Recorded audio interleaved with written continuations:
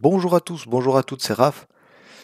Alors nous sommes le 4 mai 2021, donc le mardi, et puis je voulais vous faire une petite vidéo parce qu'on est en train de vivre, je pense, des choses assez intéressantes sur les marchés, et puis les configs sont assez clairs et assez intéressants. Donc ça veut dire que ce qu'on a analysé ce week-end, ce sont des points qui réagissent, d'accord? Donc ce week-end, vous vous rappelez, on a parlé du bas de l'eBay ici, ça je l'ai mis hier dans le groupe, hein, elle a super bien réagi, ok.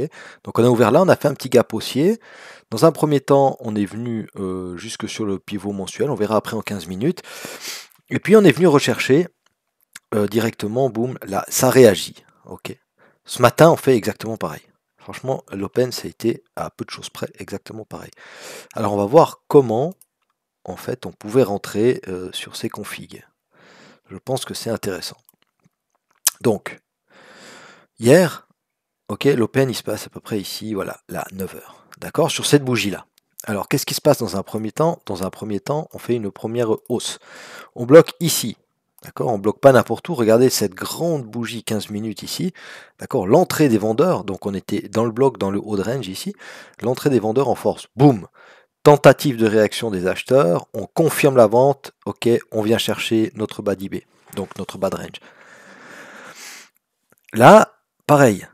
Ça veut dire open haussier, d'accord, les acheteurs ont la main, d'accord, pendant 3/4 d'heure à peu près. Et puis ici, de nouveau, hein, sur cette même bougie, d'accord, ok, dans cette grande bougie, dans ce grand bloc ici, dans cette grande... Il y a eu beaucoup d'entrées de contrats sur cette bougie-là, eh bien, on n'arrive pas à aller plus haut, boum, on redescend. On vient chercher quoi? On vient chercher ce point-là.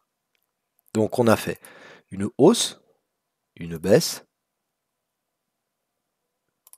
et à nouveau une hausse. D'accord? La hausse, elle est partie d'où? Regardez. Ici, d'accord, le marché baisse. On vient s'appuyer sur le bas de l'IB qui résiste. Donc ça nous crée ici une zone acheteuse. Ok? Zone acheteuse, on vient à l'intérieur, on a un super signal, boum, cassure d'IB. Regardez, attendez, je vais effacer ça, ça va être plus clair. Alors, on a une IB 15 minutes, donc une bougie fille dans une bougie mère, cassure d'IB, boum, on vient chercher les précédents hauts. D'accord? Quasiment au point près également. Ensuite, on range, le reste de la séance n'était pas très intéressant. Ce matin, qu'est-ce qui se passe?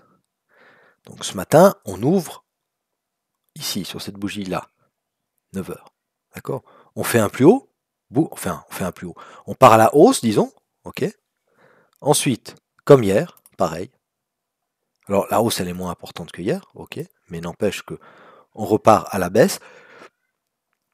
On repart où à la baisse? On repart là. On bloque exactement sur les mêmes niveaux. Regardez. On va effacer ça.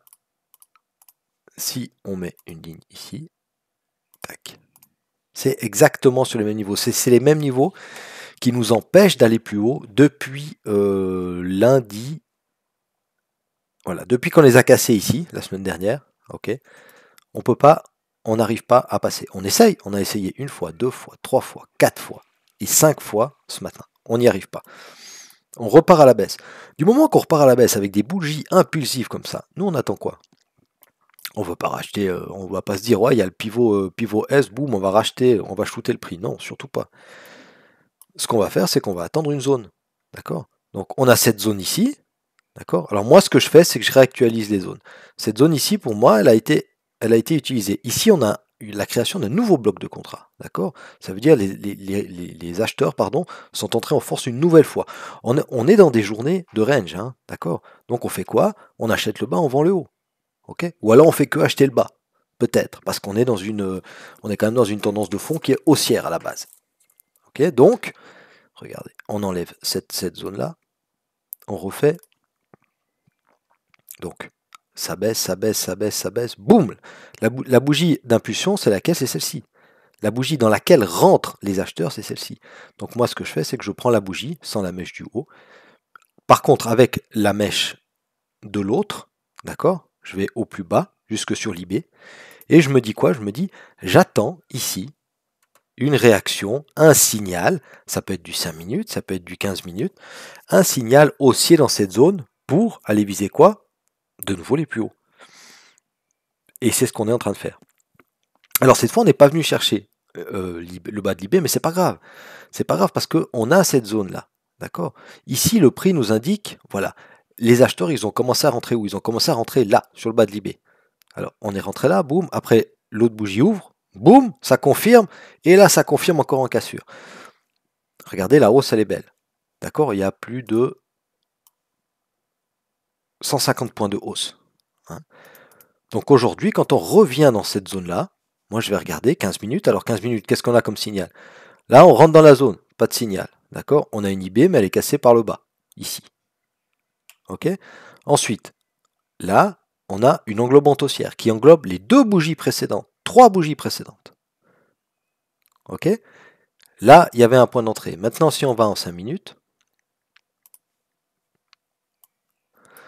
en 5 minutes, c'était également intéressant. Pourquoi?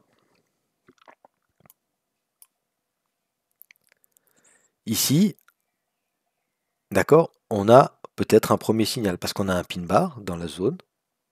Deuxième pin bar, donc on peut éventuellement rentrer là. Alors, si on a un stop sous la zone, d'accord, si vous utilisez des stops plus ou moins larges, hein, sous la zone, il n'y a pas de problème. Il faut être patient, on a un peu de drawdown, mais finalement le trade y part. Si vous mettez rapidement un BE comme je le fais moi, d'accord, on rentre ici, ok, hop, on se fait taper le BE. Donc pas de problème, on n'a pas de perte. Ici, on a un joli signal aussi. Regardez, on a une IB, d'accord. Après, il faut avoir un peu l'habitude pour utiliser les IB 5 minutes, parce qu'il y a quand même des faux signaux. Mais les IB 5 minutes sur zone, ça fonctionne aussi très bien. Alors là, on a la bougie mère, on a la bougie fille, cassure en clôture de la bougie mère. On peut rentrer là, boum, on a de nouveau une belle hausse de... Si on prend depuis là, alors on peut après on n'est pas obligé d'aller rechercher les plus hauts, hein, parce qu'ici, regardez, si on met, on a quoi, 34, ouais, disons entre 32 et 35 points de stop, ok. Là, on en est déjà quasiment à 100 points. Hein. Donc même si on cherche un ratio de 1 pour 2, on va chercher 64 points. Voilà, on les fait facile. Hein. D'accord? Ok, donc c'est juste ça que je voulais vous montrer. On est en train de faire la même journée qu'hier, à peu de choses près. Donc à voir maintenant. C'est pas dit qu'on vienne rechercher les plus hauts. Hein. Donc maintenant, si vous avez pris ce trade là, vous devez être sécurisé à BE, vous avez déjà pris une partie de votre bénéfice. Si c'est pas le cas, faites-le quand même, parce qu'on n'est jamais certain de ce qui peut se passer en bourse. Si on revient ici, moi je ne vendrai pas parce qu'on a déjà fait une tentative, 2, 3, 4, 5. À la sixième, au bout d'un moment, ça peut lâcher. Hein. Donc moi j'attendrai plutôt alors dans ce moment-là une cassure et un retest parce que on voit que c'est un niveau qui a été très testé par le marché. Donc si on casse, à moins d'avoir vraiment une grosse news écho, et puis qu'on aille chercher directement notre haut range ici, haut range daily, pardon, sinon, on va venir retester cette zone. Hein. Ok. Donc voilà, c'était juste la petite analyse pour vous montrer que si vous êtes attentif et patient, vous attendez vos zones, vous regardez toujours bien à gauche avant de prendre un trade, d'accord? Ici, il n'y avait pas de trade à prendre, d'accord? Il y a un signal, oui, il y a un pin bar qui est même confirmé, mais on n'a pas de zone, on n'a rien, on n'a pas de zone. On avait ici une petite FTR en 5 minutes, mais il n'y a pas eu de réaction dessus. Donc là, c'est pas un trade à prendre. Et si tout d'un coup le prix il part sans vous, bah c'est pas grave. On attend un retracement, on attend quelque chose, et puis on le chope un peu plus tard. Voilà ce que je voulais simplement vous partager aujourd'hui.